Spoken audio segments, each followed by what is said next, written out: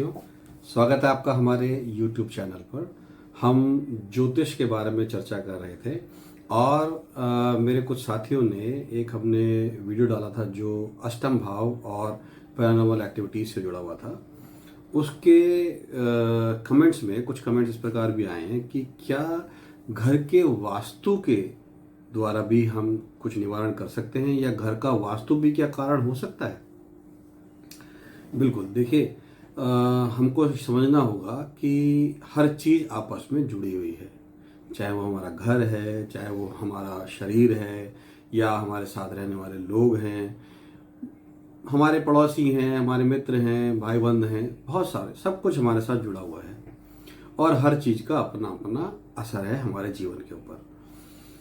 अगर हमारी कुंडली में कुछ इस प्रकार के योग हैं जो ये दिखाते हैं कि कुछ पैरानॉर्मल एक्टिविटीज़ या किसी का किया हुआ तंत्र या जादू हम पे, काला जादू वगैरह हम पे होना है या हो सकता है, ये संभावनाएं दिखाता है, तो हमारे घर की स्थिति परिस्थिति भी कुछ न कुछ वैसी जरूर हमें मिलेगी। जैसे देखिए, वास्तु में अगर हम देखें तो इन सब चीज़ों को जो अट्रैक्ट करते हैं, जो आकर्षित करती हैं, वो दो तीन चीज़ें हैं। पहली चीज़ तो है कि अगर जमीन के नीचे कुछ ऐसा दबा हुआ है ना, जिसे हम जियोपैथिक स्ट्रेस भी कहते हैं। आज के समय में कई सारी चीज़ें कई बार जमीन में दबी हुई मिलती हैं, जैसे हड्डियां हैं या बहुत पुराना समय का कुछ लोहे का सामान है, या किसी का कोई बहुत ही पुराना घर का सामान है, और ना जाने नाना प्रकार का कूड़ा हमें कई बार, जैसे हम किसी प्लॉट पे जाते देखने के लिए, या कोई वहाँ पेड़ पहले से लगा हुआ है। ऐसी कई सारी चीज़ें हैं जो जियोपैथिक स्ट्रेस को या इन सब चीज़ को आकर्षित करती हैं या इन सब परेशानियों को आकर्षित कर सकती हैं। अब ऐसी स्थिति में इसको आप ऐसे समझने की कोशिश कीजिए, सर्दियां हैं बहुत ज़्यादा और गला खराब हुआ है किसी का, लेकिन वो व्यक्ति फिर भी आइसक्रीम खा रहा है और ठंडा पानी पी रहा है, ठीक है, तो क्या होगा, स्थिति और खराब ही होगी। तो वास्तु अगर हमारा इस प्रकार से कुछ बिगड़ा हुआ है, घर से या जियोपैथिक स्ट्रेस से कोई ऐसी चीज़ आ रही है, तो बिल्कुल स्वाभाविक है उसका असर हम पे और ज़्यादा होगा। साथ में अगर घर के नॉर्थ ईस्ट में जो हमारा ईशान कोण है, वहाँ पर हम ईश्वर की स्थापना करते हैं, इसीलिए उसे हम ईशान कोण भी कहते हैं। अगर वहाँ हमने वास्तु के अनुसार उसको नहीं रखा हुआ, या तो वो कटा हुआ है, या हम वहाँ पर टॉयलेट बना हुआ है, या कोई बहुत ही भारी सामान ला के रख दिया है और बिल्कुल ही एकदम मैस की हुई चीज़ें रहती हैं वहाँ पर, तो वो भी फिर एक आकर्षण का केंद्र बन जाएगा नेगेटिविटी को अपनी ओर खींचने के लिए।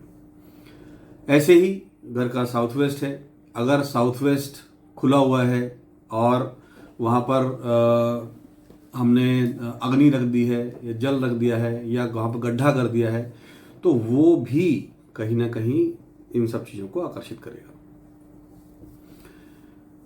जीवन में ये सब जो भी परेशानियां आती हैं, उनके कुछ जो कारण हैं वो यही हो सकते हैं कि या तो ये हमारे साथ जुड़ी हुई हैं कि हमारे कुंडली के अनुरूप या हमारे जीवन के अनुरूप हमारे साथ जुड़ी हुई हैं, या किसी ने कुछ हमारे पास भेज दिया है या कर दिया है, या फिर ऐसा भी हो सकता है कि वो हम ऐसी जगह पर रह रहे हैं जहां पर जमीन के नीचे से ऐसी चीज़ें आ रही हैं। तो बिल्कुल आप अपने वास्तु को उसको देखेंगे अगर ध्यान से, तो वास्तु के अनुरूप भी हम कई बार इस प्रकार की बाधाओं को, परेशानियों को अपनी ओर आकर्षित कर लेते हैं। और ये चाहे वो किसी ने भेजा हो या चाहे जमीन के नीचे से आ रहा हो या कोई आपके साथ ही कोई जुड़ा हुआ है, ये साथ उस चीज़ को समझने की है कि वो किस वजह से आपके पास आ सकती है। लेकिन अगर वास्तु खराब होगा या वास्तु में कोई दोष होगा, वास्तु में इस प्रकार की कोई परेशानियां होंगी, तो स्वाभाविक तौर पे उनकी संभावनाएं बढ़ जाएंगी परेशानियां बढ़ाने की। तो आप इस चीज़ का ध्यान रखें।